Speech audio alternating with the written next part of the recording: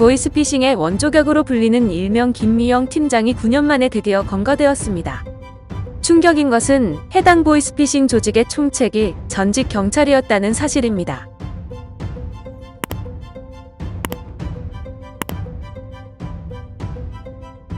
(6일) 경찰청은 2012년 필리핀의 콜센터를 개설해 김미영 팀장을 사칭하며 수백억가량을 가로챈 1세대 보이스피싱 조직 총책 박모 씨를 이달 4일 필리핀에서 검거했다고 밝혔습니다.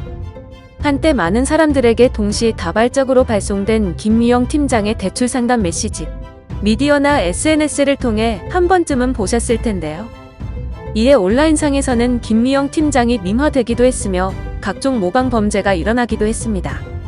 그러나 오랜 기간 동안 전화금융 사기를 벌여온 김미영 팀장의 정체는 다수의 예상과 달리 남성이었습니다.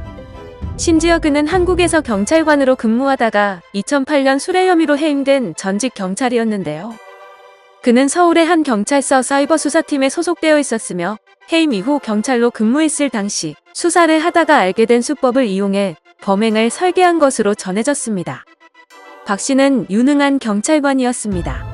1995년 순경으로 임용된 뒤 각종 사건을 처리하며 경사로 특진했습니다.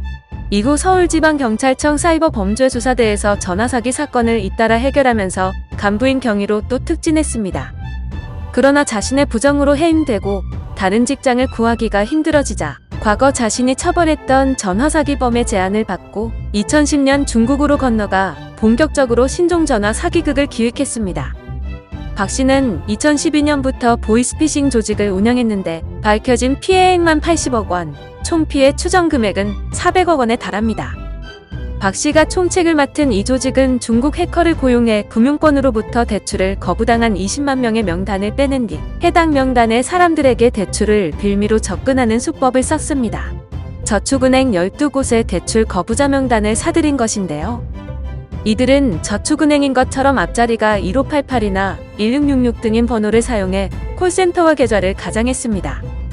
그런 뒤 대출을 거부당한 사람들에게 김미영 팀장 명의의 문자메시지를 보내 대출을 해주겠다며 인지대나 보증보험료 예치금을 보내달라, 대출 후 돌려주겠다고 하는 등 돈을 가로챘습니다.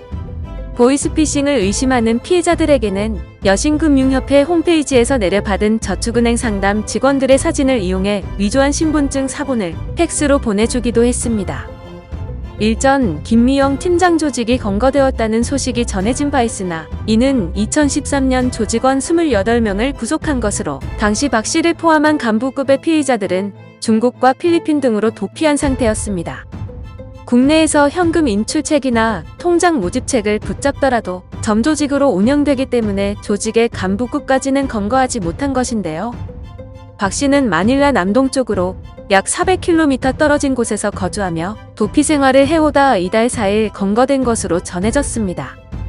이에 네티즌들은 김미영 팀장의 정체와 형량 등에 관심을 보이고 있는데요. 이들은 그 유명한 김미영 팀장, 나 중학교 때부터 들었던 것 같은데 이제 잡히다니. 남의 눈에 피눈물 흘리게 한 죄, 그 죄가 결코 가볍지 않다. 사기는 정신적 살인이다. 제대로 조져야 한다.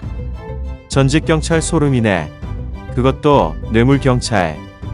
징역 1년 살다 오겠지 뭐. 저놈 몇 년 살다가 나오면 다시 보이스피싱 한다. 한국 법이 그렇게 할 수 있도록 되어 있다. 뭐야 형이었어? 미영이 누나 정들었었는데. 심지어는 대한민국 경찰 출신이야. 스토리가 멍. 영화 찍냐. 근데 진짜 중국 해커가 마음만 먹으면 전 국민 금융 정보를 마음대로 빼갈 수 있겠네? 등의 반응을 보였습니다. 한편 경찰청은 주 필리핀 대사관, 필리핀 당국과 협의해 박 씨 등 피의자들을 국내로 신속히 송환해 수사를 이어갈 예정입니다. 영상을 시청해주셔서 감사합니다. 여러분의 좋아요, 구독은 큰 힘이 됩니다. 지금까지 뉴스킹이었습니다.